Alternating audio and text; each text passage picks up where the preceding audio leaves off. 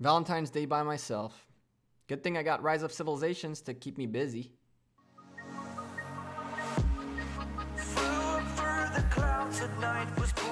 Hey there YouTube, welcome back to the Gekko. Another day, another video for you guys, and today we're gonna talk about the Valentine's Day event. We're gonna cover the whole event.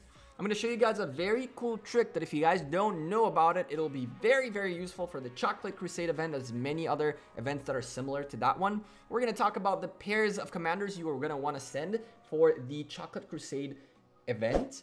We're gonna talk about everything in here in one video, and we will do a follow-up on day 5 of the event to look at all the quests and see what was done properly and what wasn't, so forth and so on. Anyway, if you guys like this type of content, you guys like my videos, you guys are new to the channel, make sure you hit the like button on this video, turn on the notifications after you hit that subscribe button so you get an update every time we get a new video out. Now here's the deal. I'm gonna do something right now in the background, and once I do it, if you guys know this trick, smack the like button. If you guys don't know this trick, once I explain it in the rest of the video, which is coming up, you guys are definitely gonna thank me by smashing the like button. So I'm gonna go ahead and hit this barbarian with this set of troops that is in the past, and that's that for now. So here's the deal. The Valentine's Day event is just like every other holiday event in Rise of Civilizations. If you are new to Rise of Civilizations, the way holiday event works is by having a special item or a box where you can get this special item, and you need to level up this weird thing. During Christmas, it was a tree. During Thanksgiving, it was a turkey. During Valentine's Day, it's a flower arrangement, which we can see in the Pledge of Thorns. Now, the special item are roses. Roses can be obtained through quests or through rose boxes, which can give you up to 5 roses. And if you get lucky enough, a 3-day limited edition Valentine's Day theme. We can get a decoration as well as a permanent skin by just playing the event. We're going to see how later on. If you click the eye, you can actually see that on February 13th, we have a Valentine's Day sale where we're going to get some nice discounts and plenty of roses to help you construct your flower arrangement. And you have a pretty good explanation of what's going to happen throughout this event right here by just clicking on the eye on Valentine's Day. Now, the way this works is when you look at Adoration, you will see that we can get rose boxes by either gathering on the map or collecting in the city resources or defeating barbarians, which works out really, really well because one of the most annoying quests during the Love Beacons, which is the event itself, is the fact that you gotta hunt 400 barbarians. We're gonna talk about that in a little bit. So as you can see, day 1 is unlocked, and we have 3 tabs with all these different quests, which you can get done pretty easily by just playing the game and gain some roses as well as other cool stuff.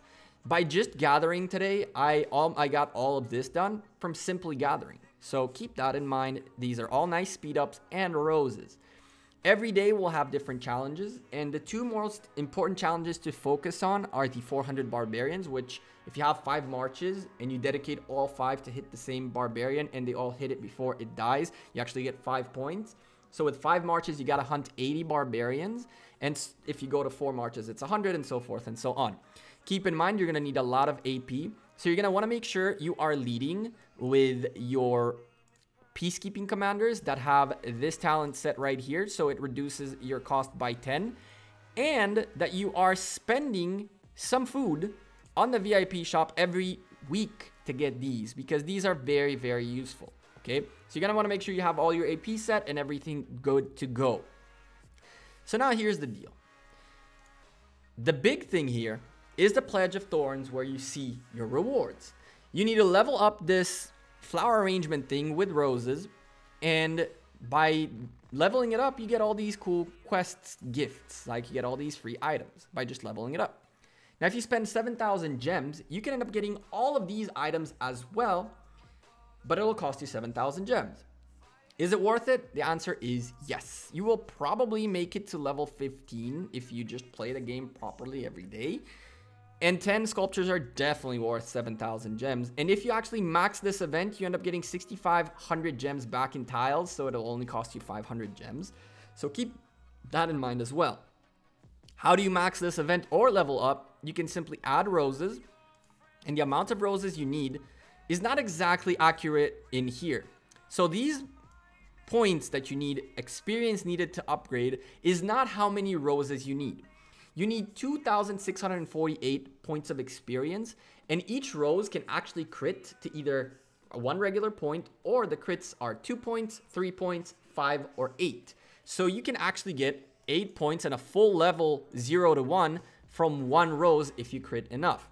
That is why I'm hoarding a little bit of roses, and I'm just gonna go with, like, on day 3 or something like that, I'm just gonna blast through them. Some people say that if you click a lot fast and all that stuff, it crits better. I don't know, I'm not that superstitious, but I'm willing to give it a shot.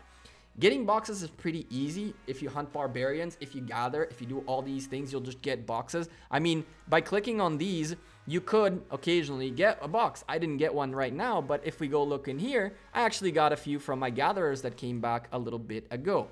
So this is only day 1. I already have 204 roses. Keep in mind, I opened a bunch of boxes in one of the previous stakes that I messed up. And here we got another 19 roses from 12 boxes. So the amount of roses you get is decent. You can get it done. You just got to play the game. Should you spend the 7,000 gems? I think you should, but you don't have to rush it like I did. What you can do is wait until a couple of days before the end of the event to see where you got and where you can for sure get, and then make the decision of spending the 7,000 gems or not. That's also a very valid way to do this, and you should do it this way. If you're not 100% sure that you're going to hit level 15, which I am, because I'm going for this no matter what. If I need to end up spending a little bit of money for roses, that's what'll happen. But for now, I'm going in to get this done. The big part of this event, though, is the Chocolate Crusade event, which, as a matter of fact, gives you a nice chunk of roses. As a matter of fact, you get 60 roses just from getting this done. How you get this event done is a little tricky. This event is all about sending, after an army has been dispatched from a governor's home city, the number of chocolates obtained by the army will accumulate, but the total will reset once the army returns home.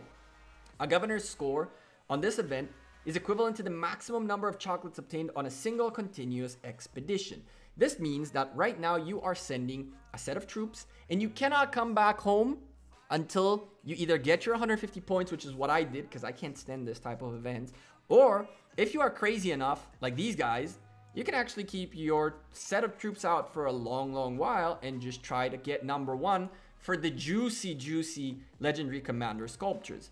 Now, the reason I'm not doing it is because the event happened at 2 a.m. my time. I was asleep. I woke up at 9, and guess what? I'm 7 hours behind. These guys are way ahead. I wasn't about to close that gap, quite honestly. So at 150, where I got all my individual points, I stopped. Here, we're going to talk about 2 very cool things. We're going to start with the pairs of commanders and set of troops you need to send to succeed at this event. And this is how these guys are getting so many points. It's pretty simple. The whole point is you do not want to lose troops. When your troop count comes down, they're less effective, and eventually you got to go back home. For that, you want to make sure you don't have slightly wounded troops. You don't want to wound troops at all. You want to just get things done. For that, the only way to do it is by sending as the leader your Lohar commander. Now, I made a mistake. I made a lot of mistakes on this account as a newbie, and one of them wasn't that I didn't focus enough on the Lohar event. I will be making a future video once a Lohar event comes up in any of my accounts to explain to you guys how important it is to spend as much AP as you have on the Lohar event every single time. I didn't do that, and that's why my Lohar is not maxed yet. But for those of you who have Lohar maxed, what you have here is pretty interesting. You have this level of this passive skill, which heals slightly wounded units upon leaving a battle, which means that every time you finish a battle, you will get healed. So if you have slightly wounded troops, they will be healed. This is the most important skill. On top of that, if he's maxed and you have the expertise, your healing factor goes up by double, which is insane. It's pretty crazy, right? So here's the thing. You can also pair him with someone if you have them strong enough, like Cao Cao. Now, my Cao Cao, as you can see, is bare bones. But if you have a Cao Cao that it has the 4th skill available or is even maxed, you get even more healing factor plus rage restore.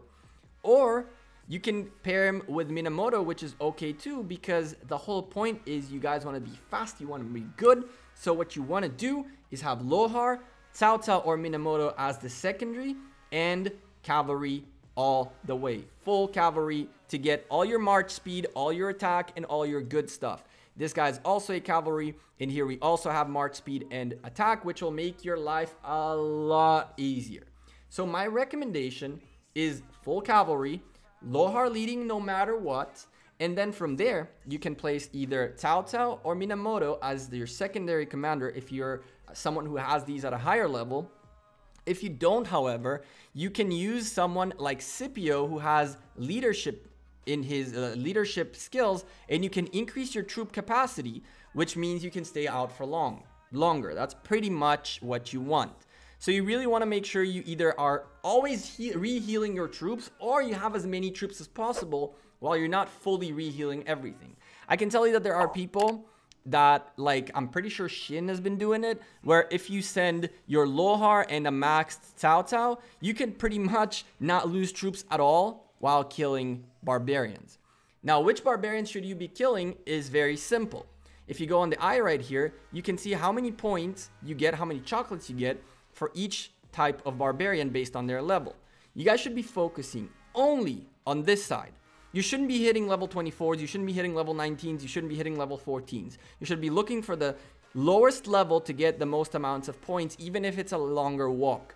I compromised here and went for level 22s as well, and in the jumper I compromised and went for 17s as well, but I never went above that because it just makes no sense. Although, if you have the power to kill a 22 without losing any troops like a bunch of big players do, why the heck not? Now, you guys have been waiting till now for the final trick, and this is a trick that if you guys watch till this time, you guys get an exclusive on. Remember that one march I sent to kill someone from the pass? Well, guess what? That march never came back home. So when you send a march out of your city, your march comes back. Legendary Ronnie on stream one time accidentally did not click the camp button, and what ended up happening is his troop came back after like 3,000 points. He was trying to hit like top 5. He ended up top 10 because he simply slipped. So how do you not slip is very, very cool. You're gonna want to send your Lohar with Cao Cao or whatever it is, which is why I told you don't pay attention to these commanders. You're gonna want to send them to a pass. I have tried this with a pass, and I need to give a big shout out to Wallabit, a YouTuber that I left his description in the thing in the description as well, and he actually reminded me of this, that we used to do it way back. All you gotta do is send a march to a pass, and then from the pass, go look for any barbarians on the other side. What'll end up happening is that your march is gonna come back to the pass rather than go back home. As you can see, this guy right here has been doing it. He left a nice little set of commander and troop the right way, a Lohar and a Minamoto with a ton of troops, and he has just been going back and forth, and that way you guys don't have to stay on your phone and make sure you stop your march before going back. So if you guys want this little trick, it'll be super useful for you guys not to slip. I very much recommend you use it. I slipped a couple of times while doing my individual points, and it pissed me off. And then with on a conversation with Wallabit, I was like, oh my god, I forgot about this thing altogether because I hate these events so much. But if you guys want to get this event done and actually get all your points and you're scared of slipping, start from a level 3 pass or from any level pass at that point, really. Whichever level pass you have near you that you own, put your troops in it, and then start going to work. It works if you go to 1 and it comes back. If you hit a couple of barbarians, the next thing you know, you go to the bathroom or something, or someone calls you, he will go back to the pass, no problem. I have not tried hitting barbarians on the side of the pass where my city is, because I just haven't really bothered with it. But if you guys actually want to try, you could. I recommend placing your troops in a pass and then attacking onwards, so you will guarantee they will always come back to the pass. So if you guys lasted to the end of the video, now you guys know a little bit of a trick that'll help you get this event done much faster, much easier, and overall, just if in case you slip, you're good, you're protected. Anyway, what do you guys think about my tips, the comments, everything? Leave me a comment down below. Twitter, Facebook, Instagram, Discord, all that good stuff is in the description. You guys have been popping on all of them, so thank you very, very much. I appreciate every single one of you who follows me on the social medias. I'm the Gekko. I'm out of here. Thank you guys again very much for watching this video. Make sure you guys implement all the tips and advice, and you guys will end up at the top. Until the next time, you guys have a great rest of your week, and I'll see you guys probably tomorrow. I left a post on my community tab on the channel, so if you guys go to the community tab on when should I stream. It seems like you guys don't really have a consensus yet, so I'm waiting to hear from you. So if you want to make sure you see the stream at whatever time is convenient for you, go to the community tab and vote. If you guys vote for tomorrow, we'll see each other in a stream tomorrow. If not, we'll see each other in a new video tomorrow. Until then, I'll see you guys when I see you. Peace.